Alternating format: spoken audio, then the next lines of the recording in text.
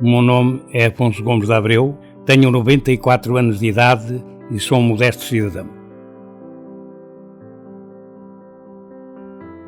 Com mais de 90 anos, já vi e vivi muita coisa, guerras e diferentes regimes. Eu nasci em São Miguel, meu pai era primeiro sargento de infantaria 14, chamava-se Aníbal Pereira do Nascimento, e a minha mãe Isabel Gomes de Abreu, doméstica.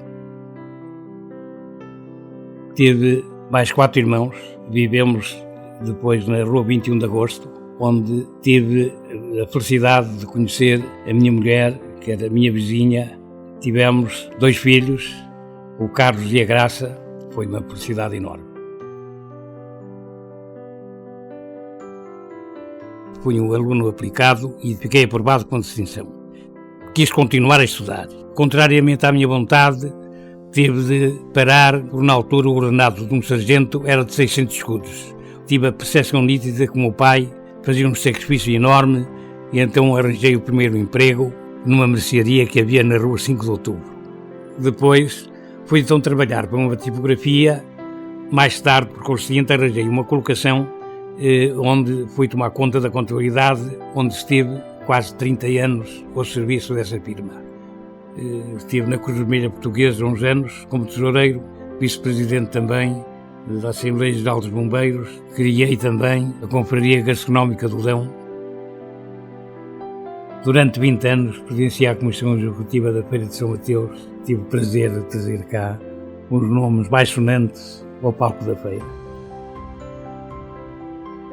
Tomei uma iniciativa de convidar a Câmara de Cidade Rodrigo, Salamanca, de Valladolid, para se fazerem representar a Feira Franca. Quer dizer, era já uma maneira de podermos internacionalizar a Feira de São Mateus.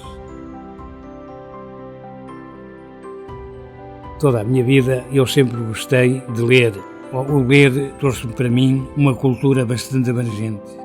E recordo-me perfeitamente que não tínhamos acesso a determinados livros porque havia a censura em Portugal. Recordo-me perfeitamente aqui do indivíduo que vinha a Viseu, que era da livraria Civilização, fazia de escaparate os rebordos do café-restaurante Rocio para expor aí os livros. Nós dávamos a entender que queríamos ler todo tipo de livros, por exemplo, o Mao Tse Tung, o Mário Soares, que publicou em França o Portugal Bailonê, não é? Falávamos ao homem e ele deu-nos a entender que realmente conseguia arranjar-nos esses livros todos. De maneira que, clandestinamente, muitos desses livros vinham parar às nossas mãos, íamos buscá-los, muitas das vezes, à pensão ideal. Era de onde o homem estava hospedado.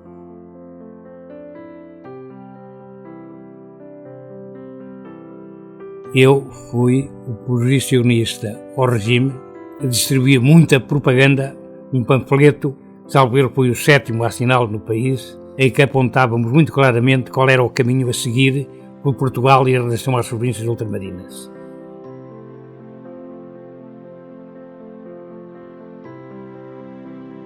Após o 25 de Abril, foi o primeiro vereador eleito democraticamente, tendo-me sido atribuído o pelouro de higiene e limpeza e cemitérios.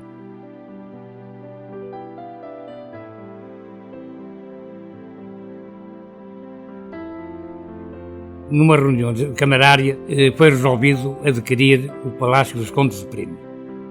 Não havia quórum que legitimasse uma possível negociação ou compra. Éramos 9 vereadores. Tivemos diversas discussões, os meus colegas eram contrários à aquisição do imóvel. Eu, já na Comissão Política, disse abertamente: meus senhores, eu vou votar a favor, e a coisa fez-se, e hoje é um edifício que representa muito bem a cidade de Viseu.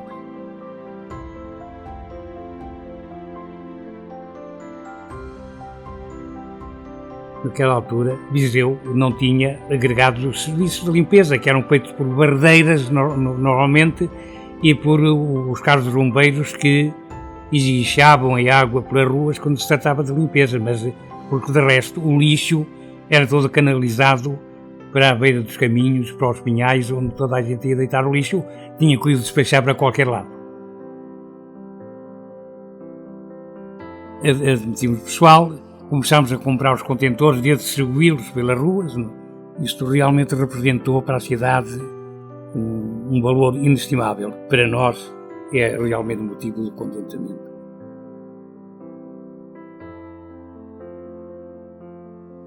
É uma cidade limpa, airosa e bonita.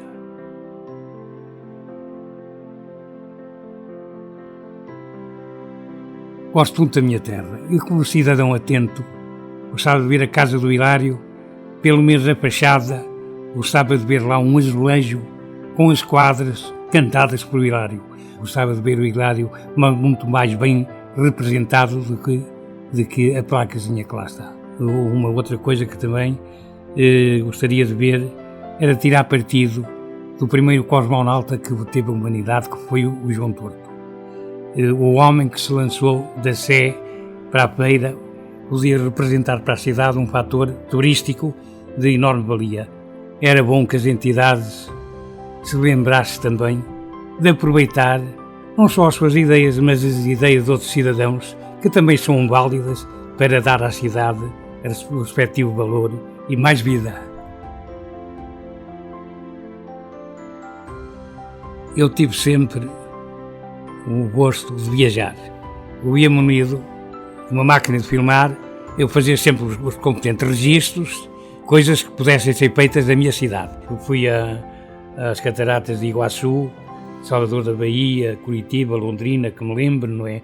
Enfim, da minha viagem para a África, recordo-me perfeitamente da viagem que fiz por Angola, França, Nice, Cannes, Saint-Tropez, Marselha, Carcassonne, Narbonne.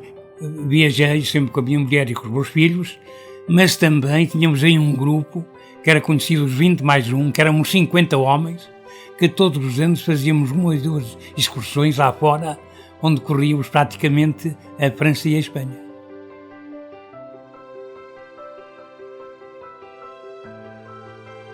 Bem acompanhado pela minha canadiana, vou calcorreando as ruas e ruelas, jardins e largos da nossa cidade.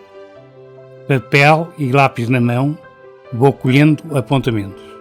Deste modo, vou desenhando e dou um pouco de corda ao pensamento, já que as ideias e sonhos são tantos que não cabem na memória de quem já atravessou 3/4 do século XX e já vai no primeiro quarto do século XXI.